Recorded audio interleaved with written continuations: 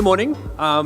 Thank you all for your time today. My name is YT, and I'm the CEO and co-founder of Jirnexu. Now, the easiest way to understand what we do is to think of us as an e-commerce marketplace for personal finance products, right? So e-commerce for banking and insurance products.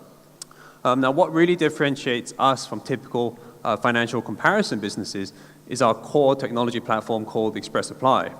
Now, Express Apply allows consumers to complete the entire application for a credit product or transaction for an insurance product end-to-end, anywhere, anytime, straight from your mobile phone.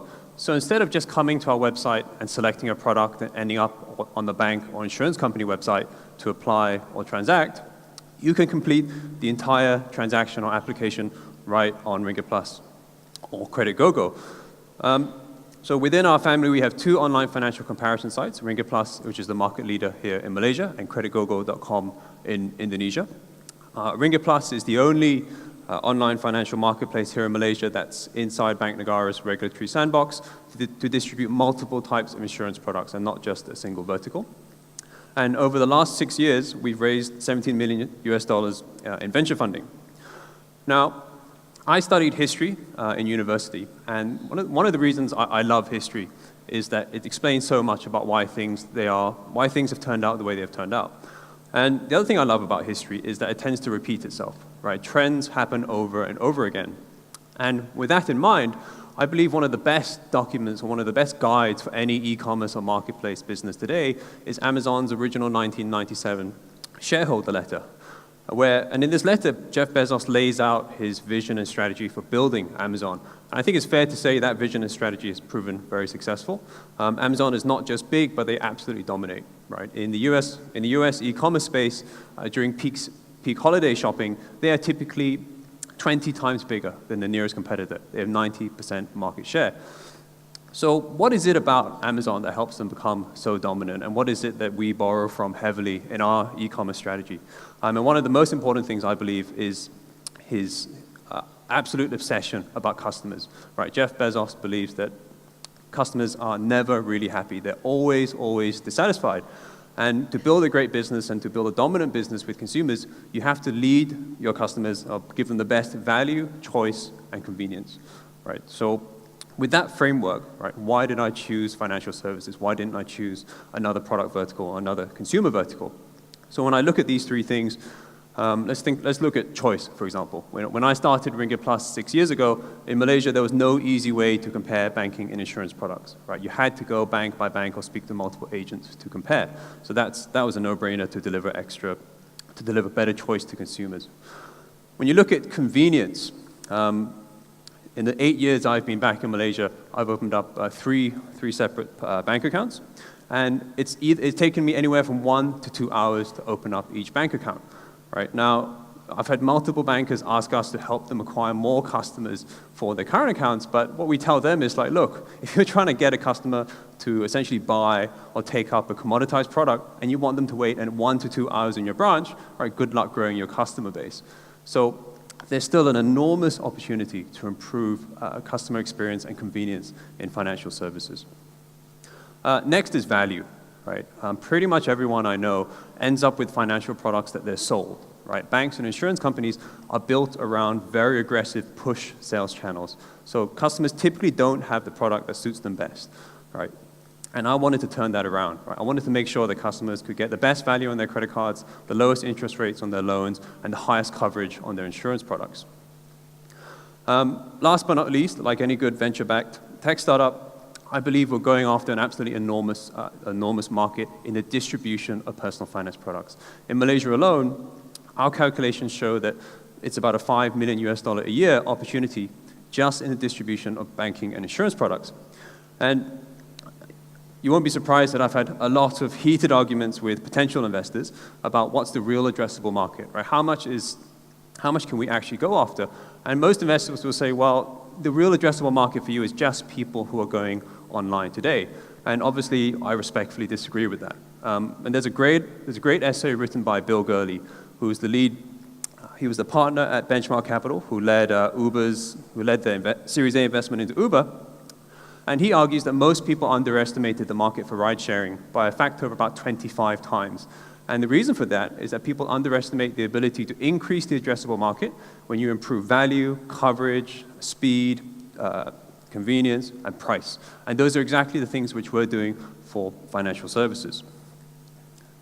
Now, with those three things in mind, right, and with a belief that I can improve choice, value, and convenience, right, for financial services, 6 years ago, as a first-time founder, wet behind the ears, I launched ringgitplus.com, right? And I always look back and say that I had a overly romantic and extremely naive vision to try and build the quote-unquote money supermarket of Southeast Asia, right? To build a one-stop shop for all your personal financial products, one place online.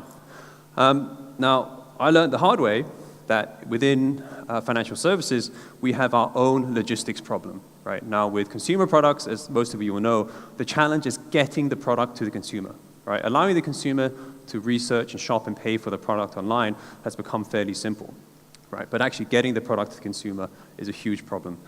Within financial services, our logistics problem sits in the front of the value chain, right? And there's three big issues that are stopping people today from being able to pick up their phone and get any banking or insurance product they want, anytime, anywhere, right? First is application, right? Most applications for financial products require you to answer about 40 or 50 questions. They also require you to submit information to confirm your identity, right? Banks must do KYC or know your customer checks. And banks and insurance companies also need data from their customers to run a risk assessment, right? To decide how much to charge you, to decide if you're going to be a good customer. And problems in these three steps are stopping consumers from getting the same experience in financial services as they're getting in other marketplaces, whether it's personal transport, travel, or e-commerce. So how have we dealt with these three problems?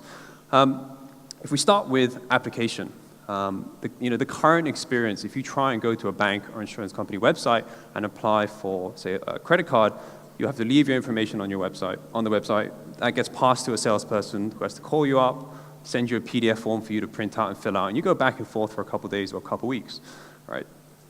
There are just a ton of problems we faced with this in the past, right? Now, if your information gets given to a salesperson who's already hit their KPIs for the month, chances are they won't call you. If your information goes to a salesperson who also has a higher quality customer lead, say somebody with more income than you, chances are they won't call you, right? So the experience which most customers have in trying to get banking and insurance products online is absolutely awful, right? Imagine if, in order to get a car, you had to call a car company, wait for them to see which cars are available, call you back, send you a form to fill out, right? That's essentially what taxi booking was like in the past. And you can see how much of a difference providing anytime, anywhere access has made to other businesses such as ride-hailing.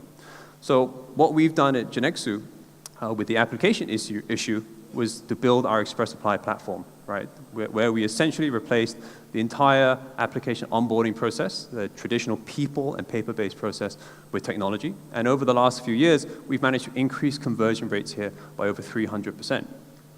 At the end of last year, our latest innovation was our own AI-powered chatbot, which is now our default front end for financial applications. So instead of having to fill out a long form online, you essentially have a conversation with our AI-powered chatbot, and they will take you through the entire application process. Right? This has helped us reduce HR requirements for processing by over 80%. Right? So where a bank would need, say, 6 people for a certain campaign, we can run it with just 1. A next problem, which I won't spend too much time on, is KYC, right? Know your customer. It's still probably one of the biggest problems out there, which particularly banks face. Thomson Reuters estimates that large banks have to spend about $150 million a year dealing with KYC. They need to have 300 compliance professionals checking people's backgrounds and their identity.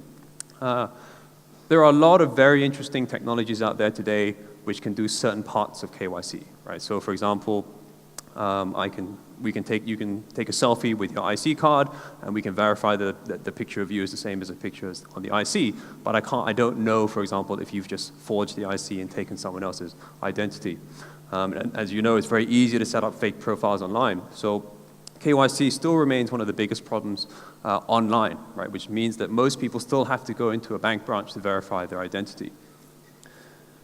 Another huge problem out there is credit scoring. Right now, for most people here, right, you live in a major city, you have a steady income, you have a bank account. Chances are you can get credit from a bank at a reasonable price. But the reality is that there are, I think it's 1 billion people worldwide who are either under or unbanked. And for these people, you just don't have the traditional data sets required for banks to provide credit. There's a huge lack of access to credit in the market.